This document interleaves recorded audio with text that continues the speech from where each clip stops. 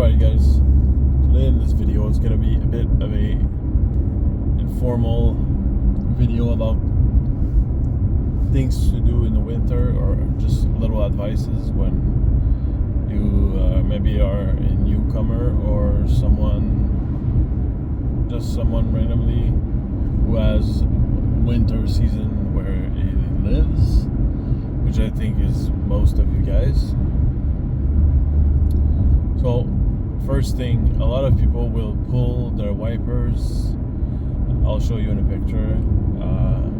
They're gonna pull the wipers so that it doesn't stick to the window when it's really cold outside. Never do that. A lot of people do it, especially when they announce freezing rain or anything. It's not good for the wiper arms because they're frozen, and they're supposed to bend up and down. They're made for that, but when it's cold, it puts stress on the arm itself.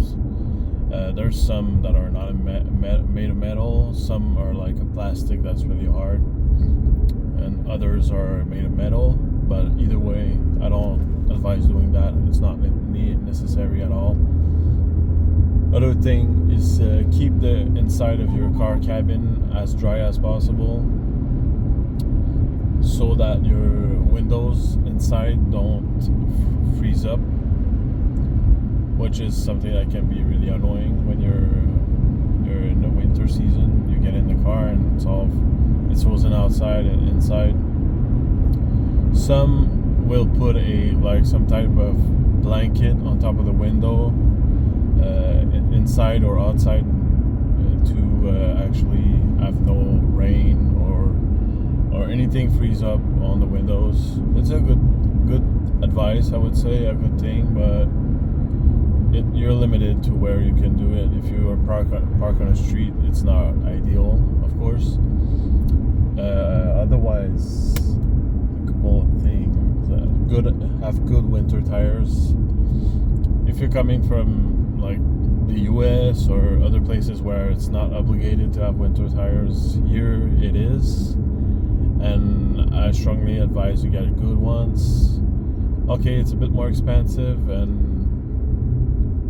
especially if you're front wheel drive or rear wheel drive, I really suggest getting good tires.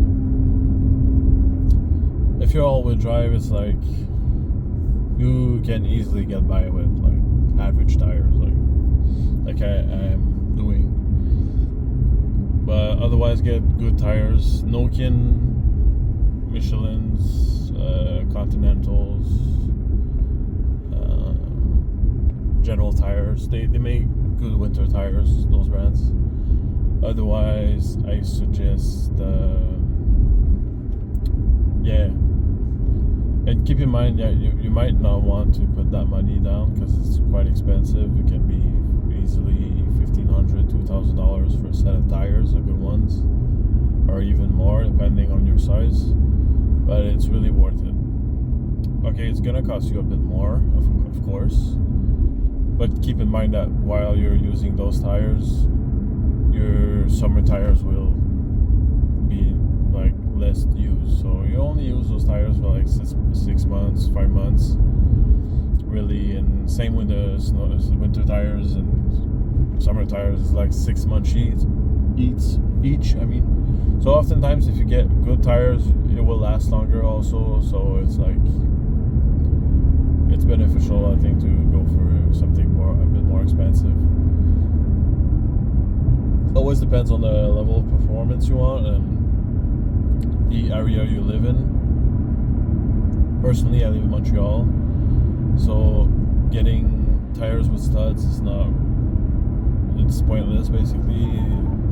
They always clean up the streets, they put salt or whatever, so it's not needed. But if you live in a bit more secluded area, I suggest getting studded tires. Or if you live where there's a lot of hills and stuff. Otherwise, also a thing I suggest, because there's a lot of salt on the roads here, so that means rust is always here like even if you have a new car, I suggest doing the anti-rust treatments a bit before winter if you really want to keep the car clean, and also if it's possible and you have a place you can clean the car up, you do every time you go outside and it's really salty. Like right now it's not bad here in the road, but there's some that have a lot of salt, and if it's possible you clean that up with a hose or anything to make sure, especially in the fenders, like the salt will build up there and stay there and cause rust to corrosion on the fenders where it's most common. Another thing is, for me personally, I don't buy floor mats for winter, because a lot of them, if you buy cheap ones, they won't be really good, to be honest, and they often will cause the inside of your car windows to freeze up. So I'm not a fan of those. I prefer to keep the Q50 mats I have, the clotted one, and if you clean them up well in the summer, they will come back to like new.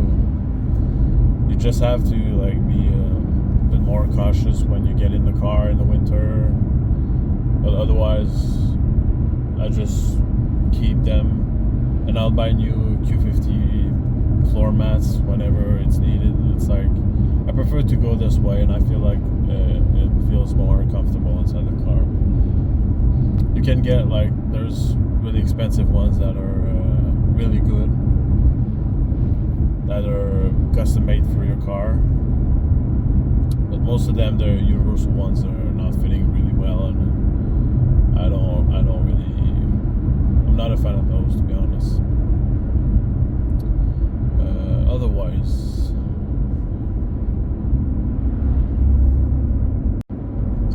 obviously I think it's a no-brainer, but keep a bit more distance between cars ahead of you, and as much as possible. The braking distance is longer, even if it's dry like it is right now. It's still colder, so grip is a bit lessened. That's something really obvious. Also, don't put like I've seen videos where people will put hot water to remove frost on the windows. That's, I don't know why people do that, but that's stupid. And you never do that because it will crack the window. Be aware of trucks, like big trucks, semi-trucks and stuff. They will often like push out rocks and salt on your car. It can damage the paint and also the window. As maybe, I don't know if you guys can see, but I have a window cracked. And driving with that is actually not legal, so that's something. But here in Quebec, they don't really check for that. It's not really, unless you have like a massive crack all along your window. And also, this guy just reminded me, the guy we just passed that was no flying off his car. Always to be civilized and not an asshole. Clean up your car before you move out. And always prefer, like, when the car is cold and you start it up, just staying in the car to wait until it warms up. It's not really fun and enjoyable. I just prefer to get out of the car, move a bit, and clean up the snow on it as much as you can, because especially if you go on the highway, it will fly off and it can damage another car, and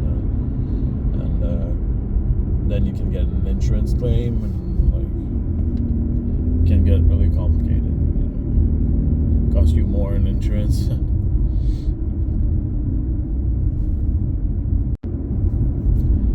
Talking about fuel, I just see a gas station.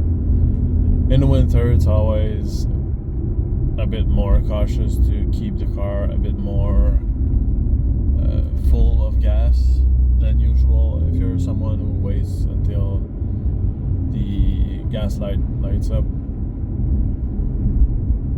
it's better to have it a bit more full, even though I think it takes a lot before gas frees up. It can get really cold here, especially in Quebec, so that's something to keep in mind. And what else you can use here in Quebec? I don't know if it's the same. I've been to like other states in the US where it's warmer. I don't know, I don't remember if they have those, but here we have at gas stations, pretty much all of them, we have squeegees to clean up your windows. This is not to clean the paint or anything, it's cleaning the windows, it's made for that. So just clean up your windows. Sometimes it's gonna be really dry and full of salt, and it will be almost impossible to see through. Also keep the what's it called,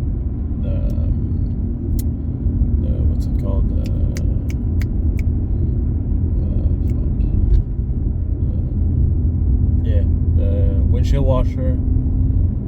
Buy a good one, the ones that don't freeze up, because otherwise you will find out you won't have any, because it's gonna be froze up. So you buy the ones you see at the store or whatever. Costco has those in big boxes, minus 50 or minus 40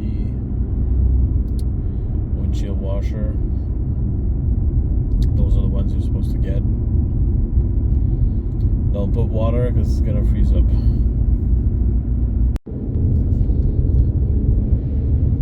There's places like this that's gonna be windy also, and happens mostly where there's farms and big farmlands.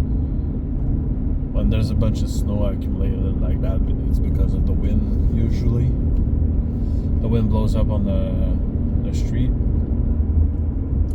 You have to be careful, because sometimes it can look, because it's all white, it can look like it's not really thick, but sometimes it will be like really high up, and then if you don't notice and you go like 70 kilometers or something and you hit that, it will you can lose control, or maybe damage your bumper if you have a lower car like me. Like here, for example. Here it's not much because like winter season is starting, so there's not much snow on the ground. So I know it's safe, but it's still, if you go like 50, 60, 70, whatever, and you see that, it can't really be you see like some spots are a bit thicker than others where there's a bit more snow. I say that because one time I was driving and I was going on one lane and the other lane had like snow.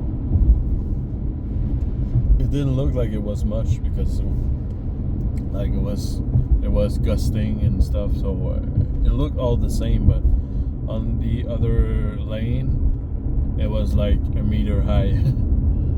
And it didn't even look like it was that high, to be honest. Only when I really came across that I saw that it was high. So that's something to be careful. Also, when you drive in snow, a lot of times it will kick up snow in your fender or rear bumper, front bumper, whatever. It does that on every car basically. It's just that different cars have different problems with this, I'd say. Like my car really, like, because the wheel well is like really not really thick, there's not a lot of space. And if you have a lowered car, it's even like smaller the amount of space you're gonna have. And what often will happen is that snow will kick up in your fender. It will freeze up like that. So if you go on the highway and your wheel spins really quick and has snow inside the rims or on the fender, it might bump into the snow that's like frozen in your fender, and it will make your steering shake like crazy, and doesn't really feel safe, and it's not good for anything because everything's shaking and it can get stuff loose. It can also, if you're not careful, it can also I've seen cases where the weights on your wheels to balance it will fall off, so your wheel won't be balanced anymore, and it will shake when you drive.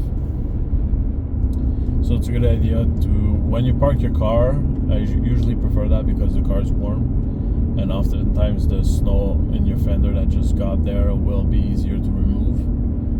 I just kick the snow or use the icebreaker on my little broom I use to clean my car. I will often use that to kick up the snow or ice that's melted on fenders. It's a really good idea to do that because it will make your driving experience a bit more enjoyable and it will feel a bit less sketchy also. Most of the time you won't notice it if you go 50 kilometers or so, but if you go more than that, it will shake. Always keep that in mind.